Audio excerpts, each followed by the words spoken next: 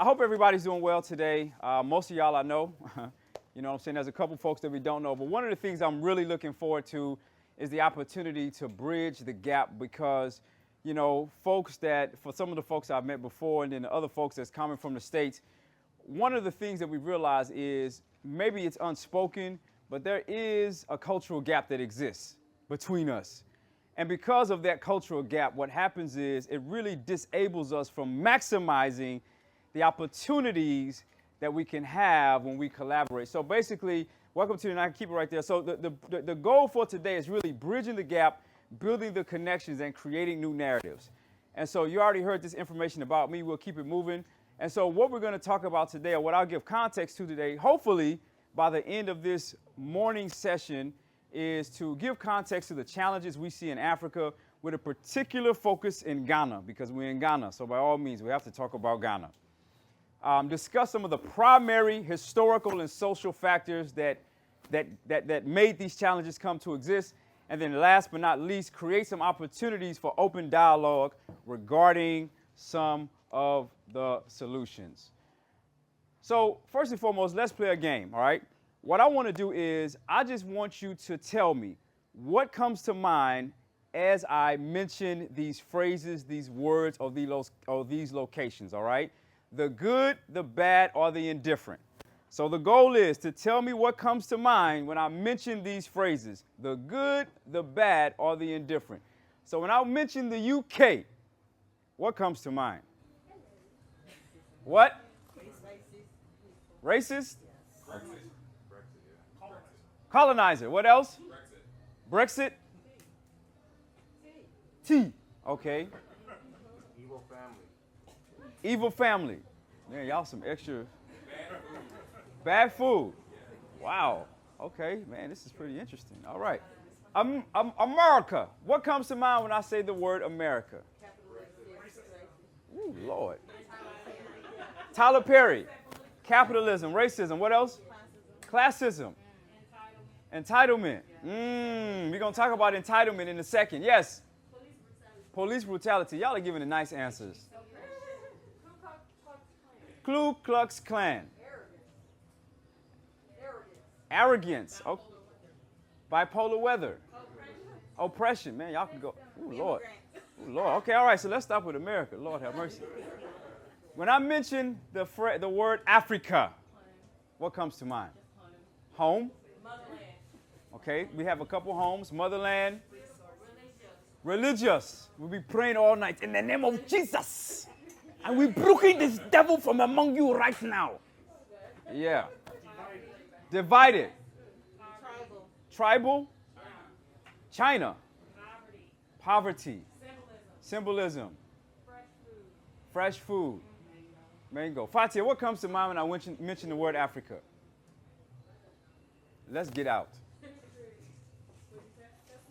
Slave trade. Really? That's because you just came from the castle with us some few days ago. All right, then last two. Western world. What comes to mind? Western world. Okay. Transatlantic slave trade. And then last but not least, third world. Poverty. Development. Untapped resources. Stereotypes. Okay. Okay, fantastic. Okay, let's go to the next one. All right, so everything that we said really brings us back to the idea that it all comes back to our formation and our perception about life, or our worldview.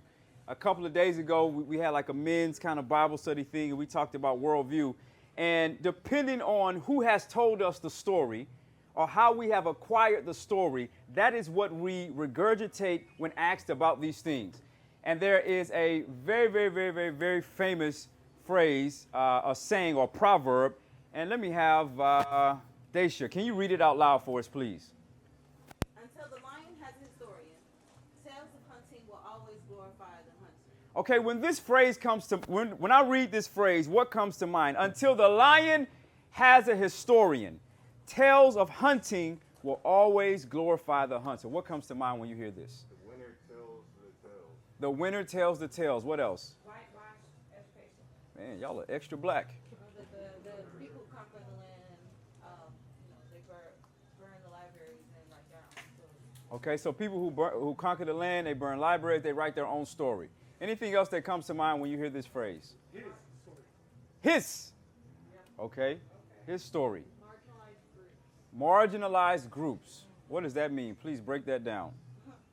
I see the lion almost as a symbol for other groups of people that are also single-sided stories are being told about their history or even their current state.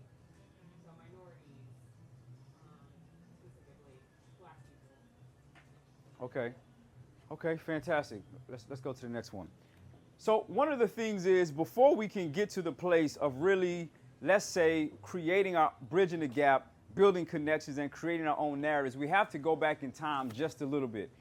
Now, for all of my history buffs, this will not be an in-depth analysis at all the social and historical factors that have led to some of the divide, but it's just going to touch on a few to give us context to how we got to where we are today. And the few that we'll mention today are in recent years. When I say recent, I'm talking about the last several hundred centuries, all right? Because remember, if you look at the great scheme of history for human beings, it's very big old. It's very big. So when we talk about a lot of the stuff that you all just mentioned in terms of colonizer, the Western world, the slave trade, we're really talking about an insignificant amount of time that has significant impact. So we're going to look at the historical, social, and cultural things that have got us to this place. Yes, Shay? Yeah, let's change it. So historical. So let's briefly talk about just a couple major global events within recent history. One of which is, now these are not in historical order, but these are some of the most significant. Now, when I say the Enlightenment period, how many folks know about the Enlightenment period? Okay, if you had to take an exam, you would fail. No problem. No problem. So let me enlighten you. All right? So when we look at the last several hundred years, right, and you see the slave trade and colonization and basically the Western world that went out to all the other parts of the earth to colonize them, there are certain historical and philosophical shifts that was taking place. One of the most significant was the Enlightenment period. Now, the Enlightenment period was happening between the 1600s and 1800s. And in essence, the Western world said, listen, we have to start, it was not one single kind of like enlightenment. It was a series of enlightenments. But what came out as a result was this need to, let's say, classify human beings into like a schema. What is the most kind of like higher order of species and the lower ranking order of species? And also within this Enlightenment period, there was this idea that how can we, in essence, as Europe, how can we start expanding our territories to go out and essentially make small little nations like us? The precipitating ideology and worldview was, we are at the top of the food chain, we are the most advanced, we are the most scientifically whatever, and everybody else is kind of out there. That's where we get this idea that if I can't prove it, it doesn't exist. And we also see how that translated into other parts of the Western world, such as America, right? So a lot of folks who hear from America, it's all about the data.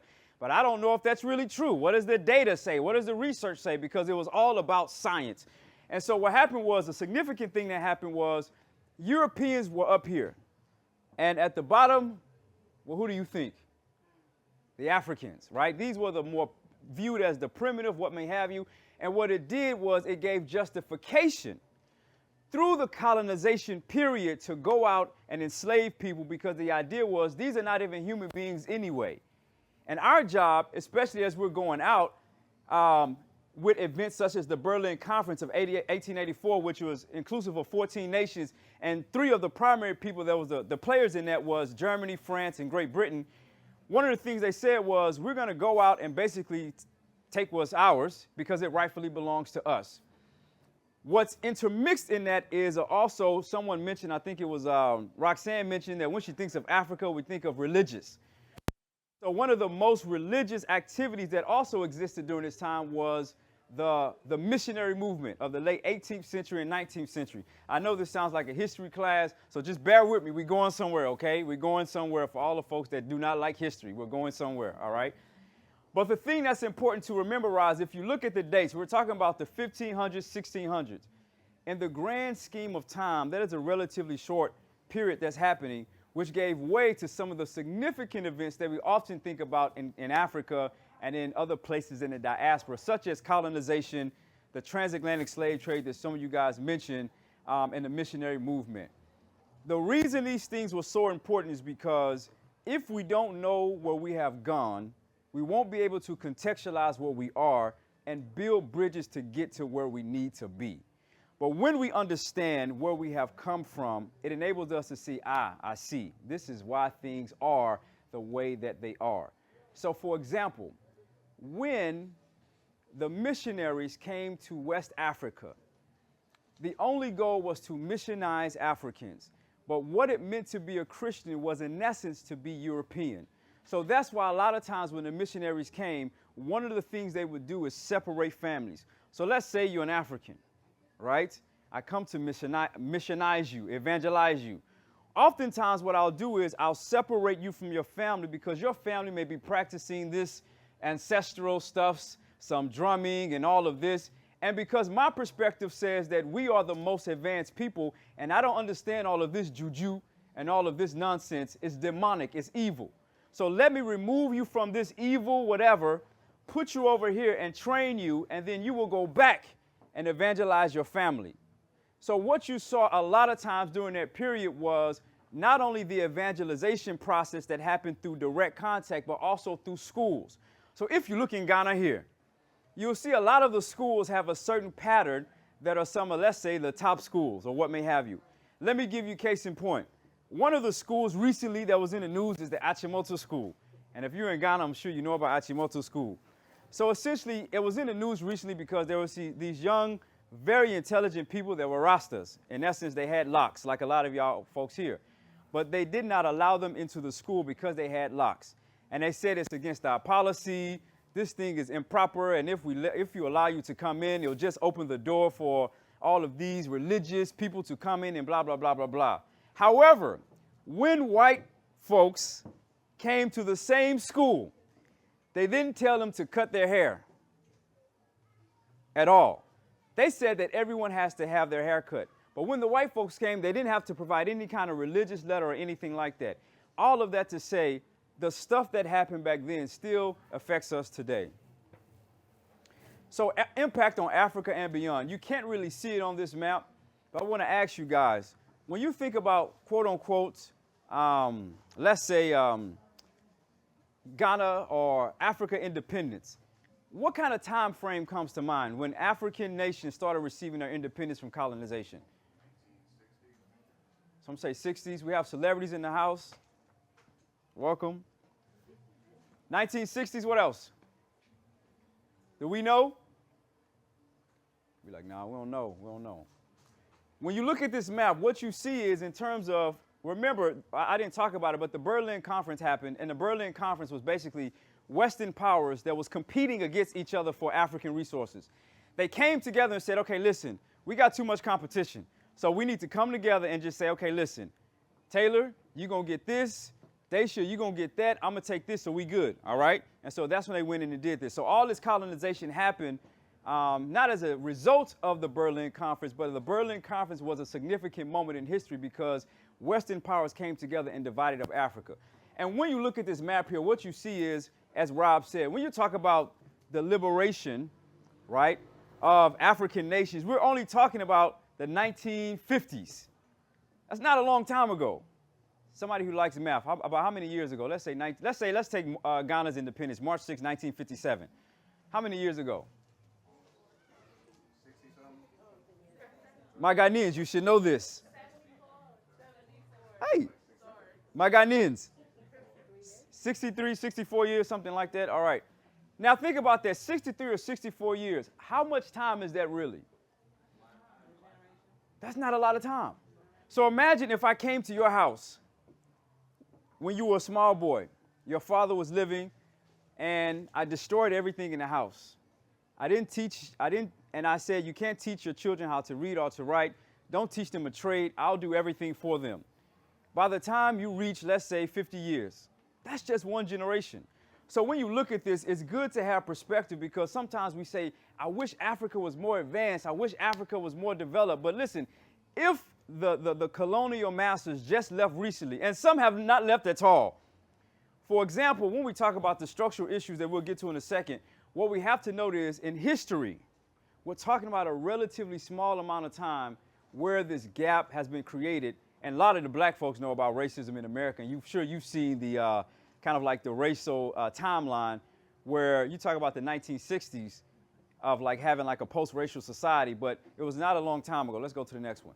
But specifically, let's talk about what was the impact of some of these colonial structures and also this transatlantic, but we're not going to get way in depth, but we're going to talk about it from a high level because I want to hear more from you towards the end.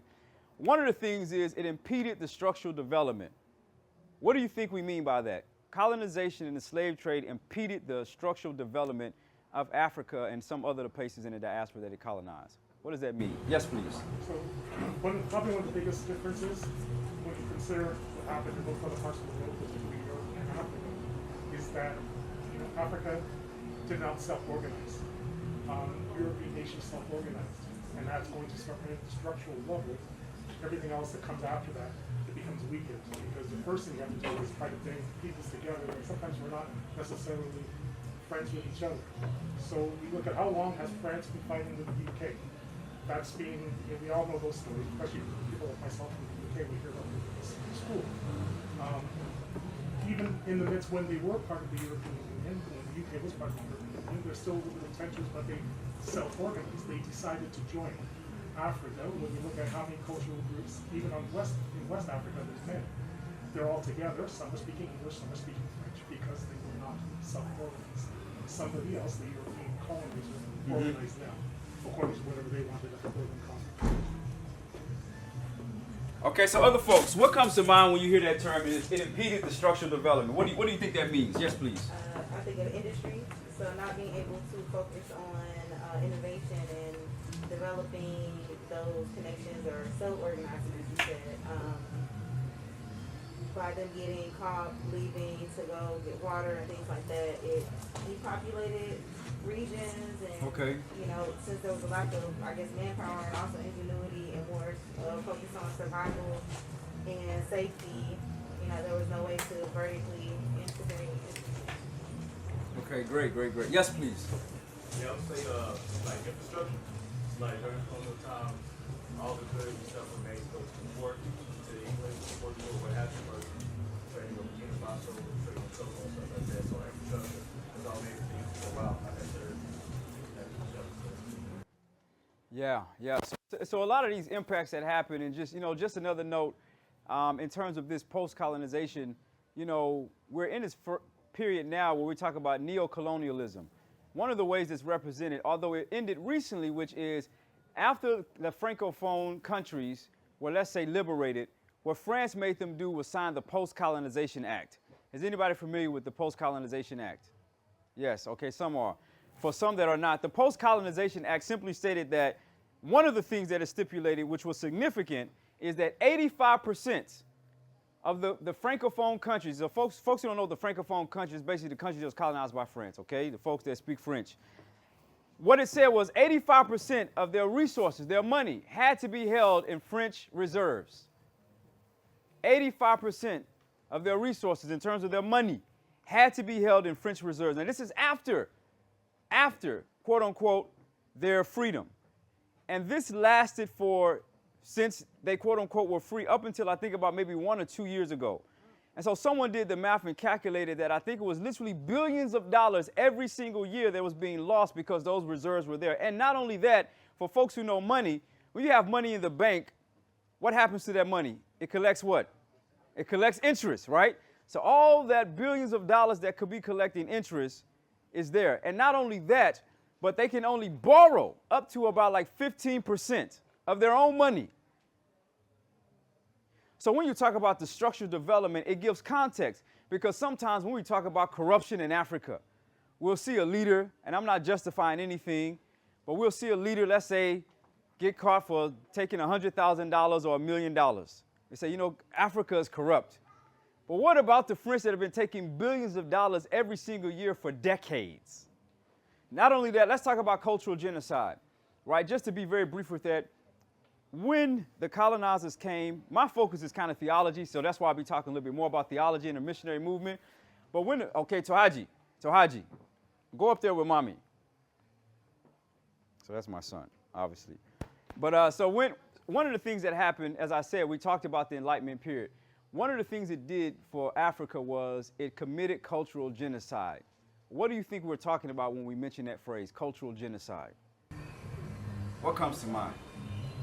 The loss of cultural norms before colonizers came in. It could mean like languages, it could mean just everyday things they did. Imposing your own way of life on on people. Yes, please. Okay. Like healing traditions? Okay. Oh, killing tradition. Okay. I'm sorry, I'm kind of deaf, so you might have to speak up a little bit. Exactly, right? So, as I said, one of the things happened was, when especially particularly when the missionaries came, they contextualized African tradition through their own lens. And as a result of that, it really killed a lot of the culture to this day, to where like a while ago, and even actually today in some places in Ghana, you won't see a lot of Ghanaian preachers preaching in, let's say, kente, what some of you guys have on, because it was seen as like, we don't do that to all. You have to wear your nice suits with a tie and look very proper. Even when you see like the small children at a lot of the schools that have to shave their heads. And even the connotations around certain things like, let's say, locks. If you have locks in Ghana, it doesn't matter who you are. The automatic perception is you're a gangster, you're a robber, you're a thief, like a bad person. So you have to look nice and proper, like Peter here, my cameraman. Nice haircuts, you're okay. But if you have something that steps outside of that, and so what it did was it made us look at ourselves in the way that God created us negatively. Theological disconnectedness. Roxanne said in the back that, Ghana is very religious. And it's interesting because what we see sometimes, particularly in Ghana, is with the religious context, there'll be a face that we put on, let's say for church or even when we go to mosque. There's a face that we put on, but behind closed doors, we do something different. The same person who will be praying for you, speaking in tongues, will chop your money. Because there's a disconnectedness sometimes between who we are spiritually and who we're supposed to be morally. Identity confusion, we don't know who we are. There was one Ghanaian scholar, and he says that no matter where we go in the world, one of the biggest challenges facing Africans is we don't know who we are. Africans all over the diaspora, we don't know who we are. And then last but not least, it forged wedges between us. So let's talk about the manifestation of some of these gaps, right? A lot of times when we have, let's say African Americans, because that's the majority of the people that's in here, when we think of Africa, sometimes we kind of tend to think about it on two polar opposites. It's either a UNICEF commercial, with the flies and the big belly, or it's Wakanda, right? When you come, it's going to be amazing. It's incredible. You're sipping coconuts at Labadi Beach and, we actually did do that. We was at the beach sipping coconut water, but that's not every day, all right? That's for a holiday. And the thing is, a lot of times what we don't realize is, as Americans, a lot of people, especially in the West, are very individualistic. The clash comes in when you come to a place like Ghana, where it's very communal. And so we have these things that happen actually, I'll talk about that later. So what I want to get some of your thoughts when you hear the last two words, even if you know what they mean. The first word is Oburoni, right? So what comes to mind when you hear the term Oburoni? Some of y'all like, I don't know what that is. Not from here. You say not from here. What else? Oh, yes, please. Okay, an outsider.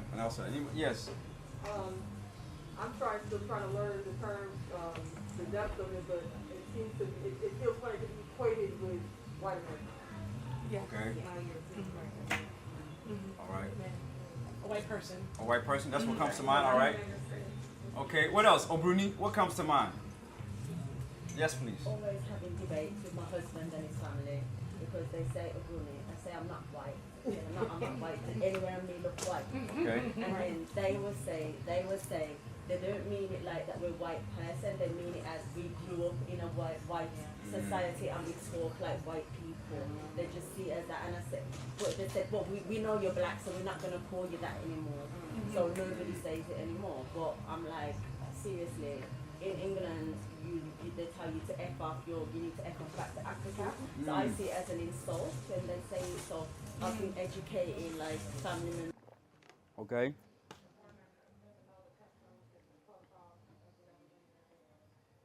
Now, does anybody actually know the etymology, the actual meaning of Oburoni? You do. Please expound for us. So I think basically during the whole Okay, let's get you a mic. So I think during the whole like slave trade era, they used to use the word Oburoni as someone who was a thief. Basically. Am I right? Ish. Yeah. So basically, the actual real meaning is the thief. White man, the thief. You have something. Interesting. Okay, then give her the mic. Let me see the next one. Go to the next one. So Oburoni is the We'll get to it. Okay, I just want to see what I talk about.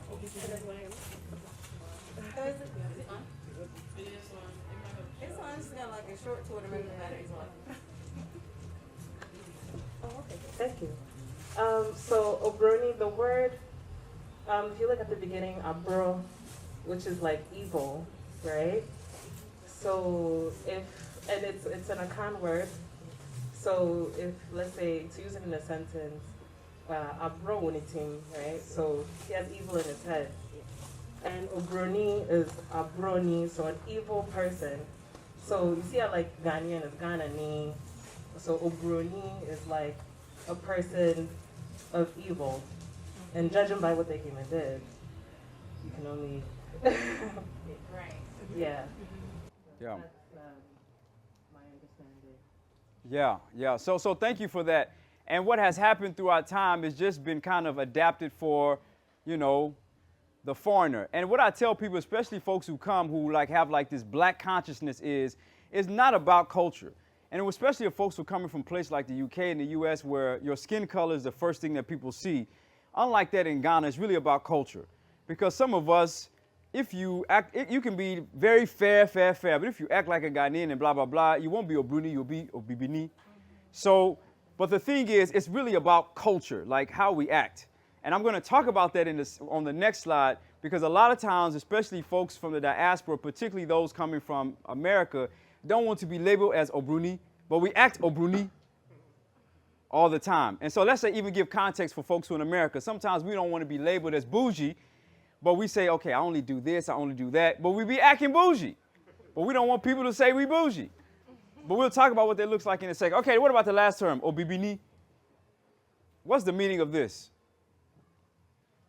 A black person, but I don't even know what it means. Okay. So then if it means black person, let's talk about the connotation of it. Because she's a black person, her skin color. She's a black person's skin color. But when they hear her accent, they won't say, they'll say Oburoni. So then let's define, so black person, anyone have any other kind of context about what that? Perhaps someone who's a local who speaks the language. Okay. Okay, so maybe somebody who's local who speaks the language. So when I first came to Ghana, I remember hearing the term Oburoni. I used to hate it. Oh, I'm not Oburoni, me Obibini. And after a while, I realized, oh, Charlie, I'm Oburoni. Because I'm from the West. And I don't take offense to it anymore because, that's just how some people see me. I can't fight it. And in fact, if it will get you to remember me, like I remember we filmed a video at the, what is it? Is the Black Star Square? Independence Square. And the security man there is like, oh, you can't enter, blah, blah, blah. So we gave him something so we can go in. And the fact is, I want him to remember me. So I said, okay, let me take your number. Okay, me, I'm the Oburoni guy. He said, oh, okay, I'll remember you. So it got to the place now where I realized it's really more so about culture than it is about color. And for me, a lot of times, people don't really know, especially if I have my nose mask on and I'm speaking a certain way. If I'm like a Ghanaian that came back to Ghana, they know I'm not really local, but they really don't know because also the customs and traditions.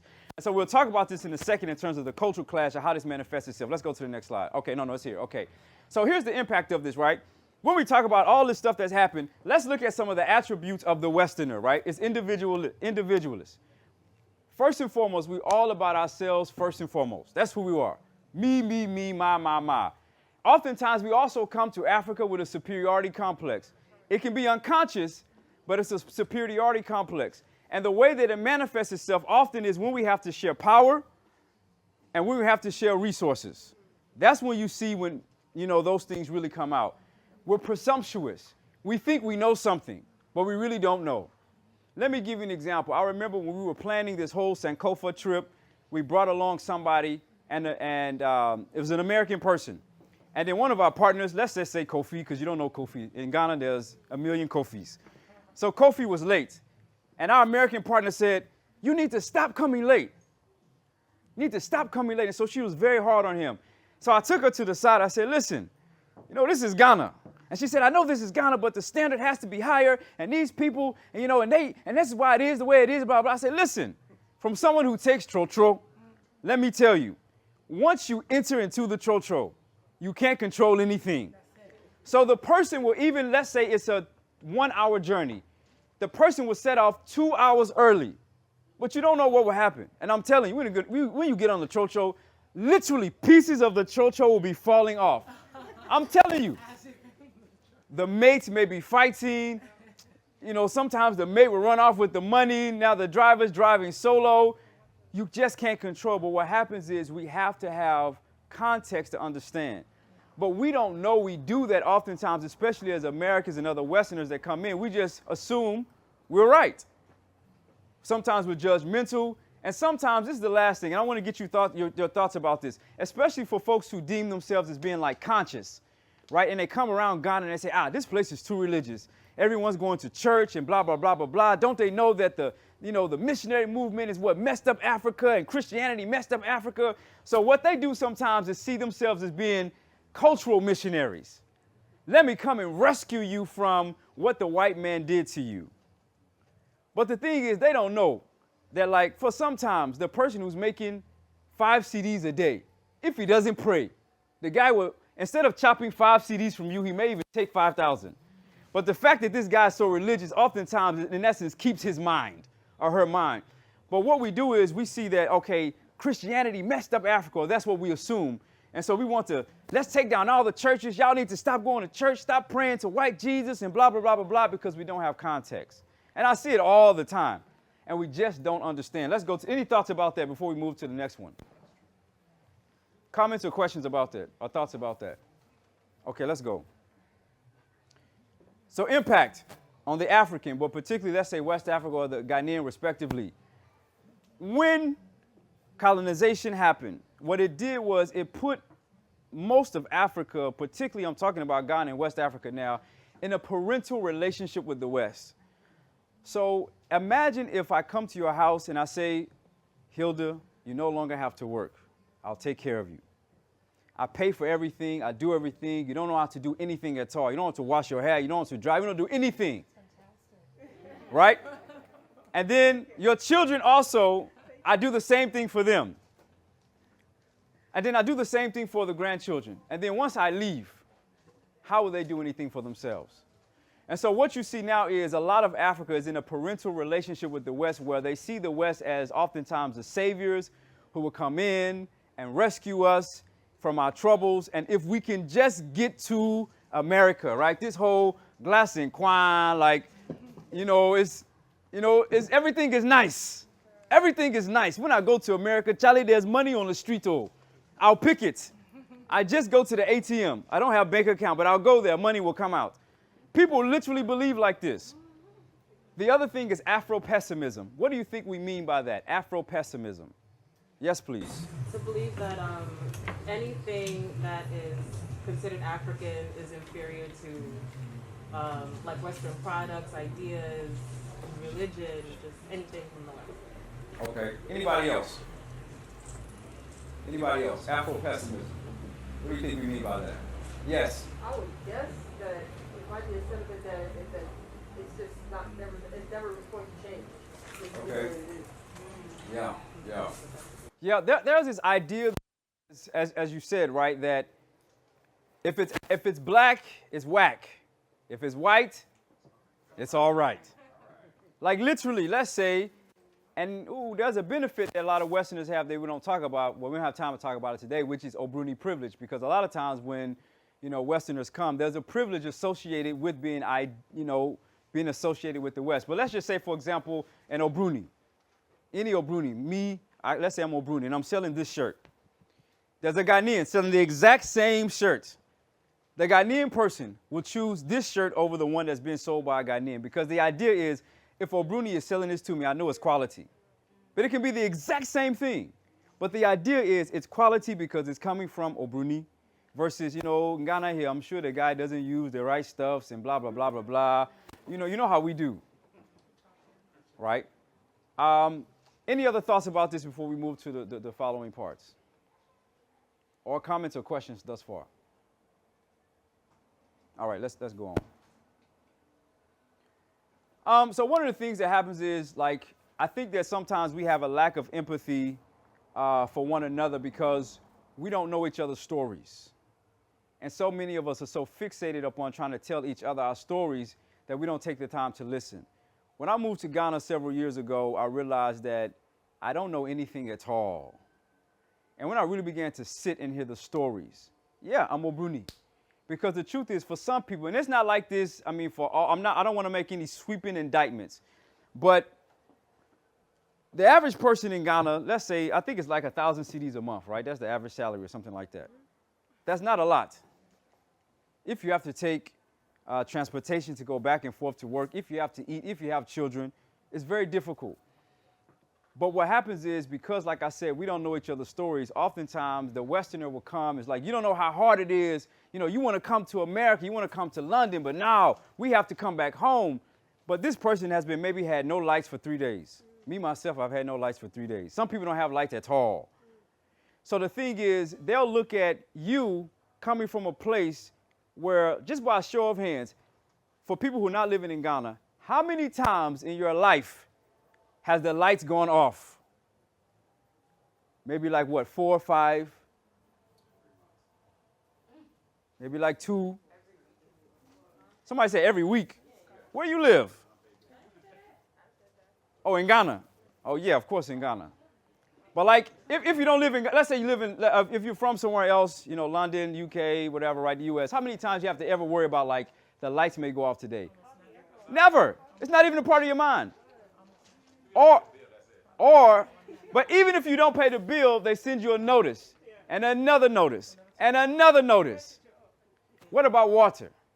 How many times have you ever said, okay, I hope the water will be on today? Never. So for us coming sometimes from the West saying, no, you have it good in Ghana, you have it good in Africa, but we've never had to worry about some of those basic challenges, it oftentimes, like I said, it puts us in a position to where, okay, we know more. It's almost like if somebody, comes to a very poor neighborhood and a Bentley, gold chains, he's throwing out money, and then he says, the person said, you're rich. He said, no, I'm not rich. You pulled up in a Bentley throwing money and you're not rich. And then he tells the person who's smiling, playing with some rock, you have it good here. The person will say, you're crazy, you're mad. But that's what we do all the time. Cultural tensions, right? The Oburoni versus the Bibini. Earlier, I talked about how sometimes we don't want to be labeled as Oburoni, but we act like Oburoni. So we'll come to Ghana, and let me give you an example of how sometimes this works. In Ghana, it's very timid, it's very flexible, everything is okay, or what may have you. So I'll give this example not because it happened with us, but just because it happens in general, okay? So I'm not talking about nobody in my Kofa group. I'm just talking about myself. We'll go to a restaurant, we'll order some food. Let's say you order some chips instead of rice. The opposite will come out. In most cases, the Ghanaian will say, oh, it's okay, it's okay. The Western will say, no, I didn't order this. Send it back. Not all cases, right? But a lot of times we make a lot of fuss about a lot of things. And we complain a lot. Entitlements. It's an entitlement for life. You go into a restaurant, nobody said anything to me. I've been standing here for 2 minutes. Nobody has said anything. And I'm not saying certain practices are right or wrong. I'm just pointing out differences. Also, we talk a lot. Just recently, we were going to Cape, and these police entry points. So we got pulled over by the police. The only people talking in the crowd was the Americans. The Ghanaians were just quiet. Because what can you do? You just have to manage. And so we get upset when it's like, oh, I don't want to be labeled as Oburoni, but sometimes our inability to be flexible in a culture that's very flexible and adaptable puts a certain cultural kind of context on us. And remember, it's mostly about culture and not about color. That's why the tensions come in. In fact, most people from the West, let's say if you are black in London or black in the U.S., once you get in Ghana, you're no longer black. You're recognized by your country. And then there's a further wedge between the diaspora. We just don't know each other. So then the question now is, moving forward, relationships create spaces for engagement. And that's exactly why we're here today. Because sometimes we don't get an opportunity to have authentic conversations with one another that's rooted in solutions. And when we have relationships with one another, we can ask questions. Okay, so why does this happen? Why does that happen? Why is it that, these people are always trying to chop my money or take my money or rob from me? And I'm not saying it's right because I don't like being robbed from anyway, but I understand how a person who makes 10 CDs a day can add 2 CDs for something that I really shouldn't pay for, because that 2 CDs makes a difference. By the grace of God, 2 CDs is not going to make or break my life. But for that person, I'm not saying it's right, okay? I'm not saying go out there and the person's overcharging you, just be like, okay, don't worry, because you will get all your money taken from you. But I'm saying I have context now. And instead of saying you people are like this, I'm a little bit more empathetic and, actually not allowing certain situations to happen. But relationships are the thing that creates space for engagement. And finally, empathy builds connection. When we empathize with one another, we can understand where a person's coming from. And then last but not least, I want everybody to say this with me. Before we criticize, contextualize. One more time. Before we criticize, contextualize. What does that mean? Go to the next one, please. What does that mean? Circumstances, understanding circumstances, like you just said, if they're making 1 or 10 CDs a day, being able to put it into context, why they would overcharge me for something, or why, because it helps me better empathize with the situation and decide for myself if I'm going to allow this to happen or if I'm going to nip it. Yeah, okay. It just helps you understand where a person is coming from.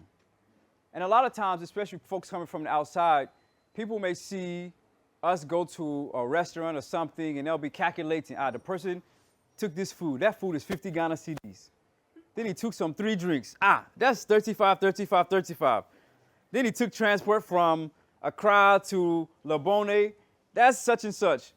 But what the other person may not understand on their end is, for some of us, it may be the first time in our lives that we've been able to go into a restaurant and not be judged by the color of our skin. It may be the first time that we can go to a nice restaurant and be as loud as we want without worrying about somebody calling the cops on us. It may be the first time in our lives where we can go out in a group of like 10 and not have to worry that we're in the wrong neighborhood, someone's going to call the cops, or we may die from this altercation.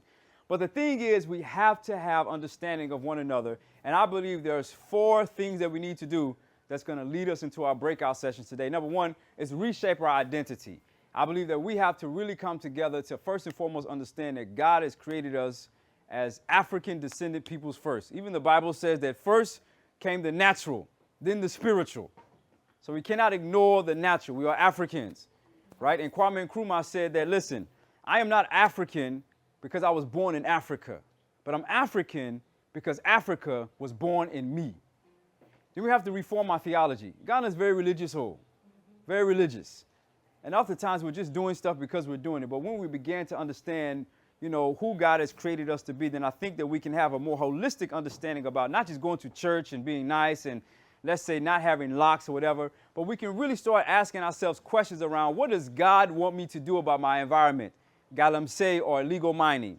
What does God want me to do about sanitation in Ghana? We have plenty of light, right? So where's the solar? Right, but these are innovative things that we can do if we had a more holistic understanding of the innovative and creative mind that God has given us. Last, reconnect with the diaspora and then vehemently emphasize self-reliance. I think that's the last one, right? So then, so what I'll do is I'll close and I'll talk about how the breakout session is going to go. So thank you so much. This is the part where you clap for me. So thank you so much for your time.